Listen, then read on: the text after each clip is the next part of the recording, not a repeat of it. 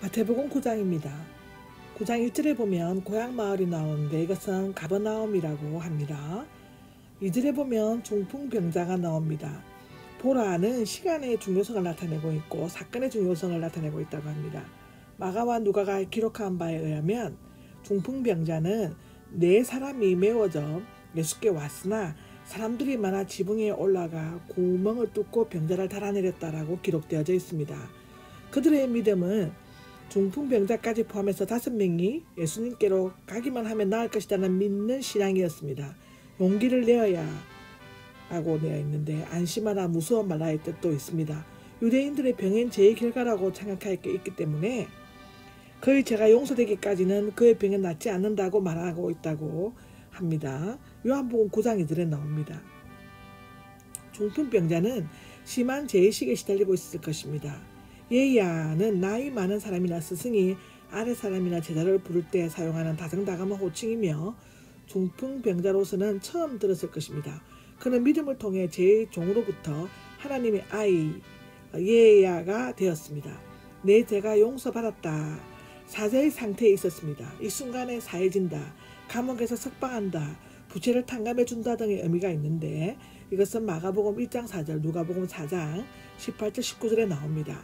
현재 수동직설법은 사제가 진행되는 과정이 아니라 선언과 동시에 이미 죄가 용서되었다는 뜻입니다. 즉 순간적으로 된다는 것입니다. 주님의 말씀은 곧 현실이 된다는 것을 우리에게 말해주고 있습니다. 3절입니다. 하나님을 모독하는구나 라고 나와 있습니다.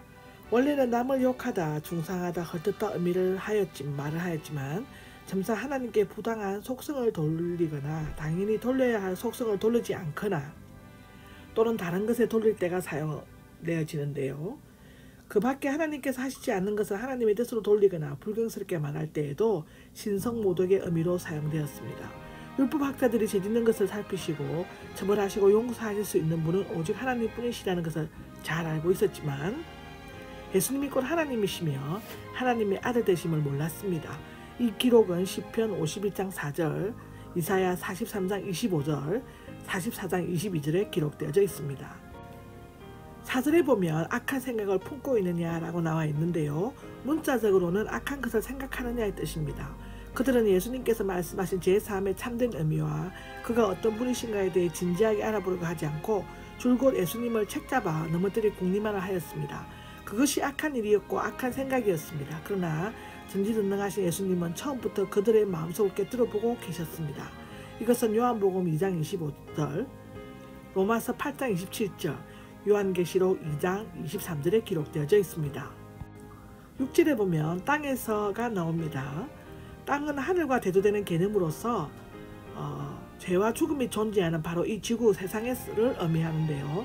인자가 이 세상에서 죄를 사하면 하늘에서 그것이 완성될 것이라고 하는데 사람이 세상에서 죄를 사함받지 못하면 하늘에서 사죄를 위한 기회가 다시 주어지지 않는다는 것이라고 합니다. 권한에 대해서 나오는데 성부 하나님께로부터 위헌받아 행하는 능력이나 권위를 말하는데요. 누구든지 죄를 사할 수 있다고는 쉽게 말할 수 있습니다. 그러나 일어나 가라는 그 말은 오직 하나님의 권세를 가진 자만이 할 수 있다고 랍비들은 사죄를 선언할 때 여호와 이름으로 행하였지만 주님께서는 자신의 권위와 이름으로 직접 선언하셨습니다. 이것은 마태복음 12장 27절에서 28절에 기록되어져 있습니다. 너희로 알게 해주겠다가 나오는데 예수님께서는 죄 사하여 준다고 말한 것을 하나님을 모독했다는 것으로 알고 있는 율법학자들에게 중풍병자를 낫게 해줌으로써 자신의 죄를 용서할 수 있는 권세를 갖고 있다는 것을 직접 보여주려고 하셨습니다. 침상은 사람이 들고 다닐 수 있는 정도로 가벼운 집이나 헝겊으로 만든 상인데요. 지금까지 이 침상은 그가 불구자임을 입증하는 도구였지만 이제는 그것을 직접 들고 감으로써 그의 건강을 뒷받침해 주는 증거물이 되었습니다. 이것은 누가복음 5장 19절과 마가복음 2장 4절에 11절을 보면 기록되어져 있습니다. 8절입니다. 8절에는 이런 권한이 나옵니다. 이적 기사를 행하는 권세가 아니라 그것에 의해 보증된 사제의 권세, 즉 인자에 의해 수행된 신적 권위를 말하고 있는데요. 요한복음 20장 23절에 나옵니다.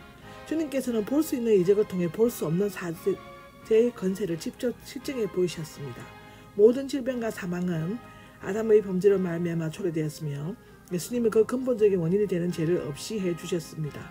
그러나 여기에서 반드시 죄와 병을 직접적으로 연관시킬 필요가 없습니다.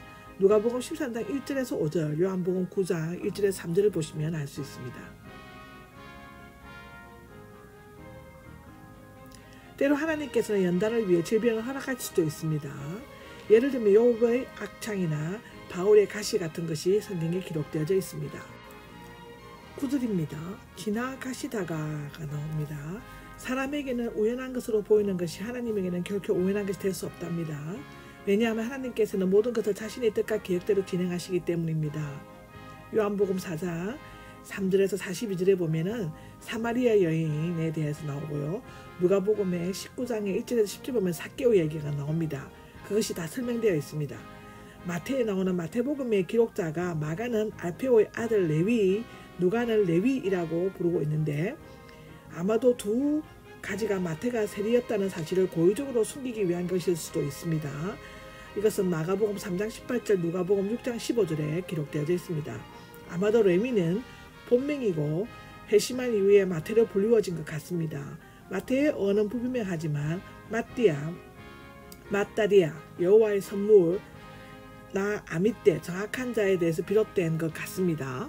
세간이라고 나오는데 문자적으로는 세간 위에 앉은, 세간의 단위나 의자 위에 앉은 것을 말하는데요.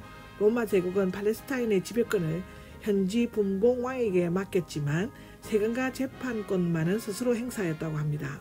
그래서 세금 징수를 위해 각지의 세간들을 세웠는데 여기에 세간이 갈릴리 지방의 세금을 징수하는 세무서였는지 아니면 국경지역에서 관세 등을 받는 세간이었는지는 확실치 않다고 합니다. 가버나움은 애국과 다메섹으로 가는 정규 대상로와 갈릴리 해안 도시들과 연결되는 포구에 있었으므로 무역품이나 각종 세금을 받기에 적합한 곳이었다고 기록되어져 있습니다. 일어나 따랐다가 나오는데 누가는 그가 모든 것을 버렸다고 언급하고 있습니다. 누가복음 5장 28절에 나오죠. 마태가 당시 부와 명예가 보장된 세간자리를 스스로 포기한 것은 매우 힘든 결단이었을 것입니다. 왜냐하면 어부는 언제든지 자기 직업으로 돌아올 수 있지만 세리는 그 지위에 다시 올 수 없기 때문이었을 것입니다.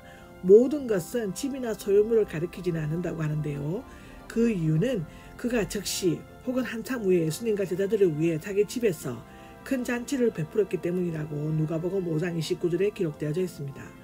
다만 그 소유의 개념이 달랐을 뿐이며 전에는 그 소유물이 자기를 위한 것으로만 여겨졌지만 이제는 하나님께 속한 것으로 여기게 되었습니다.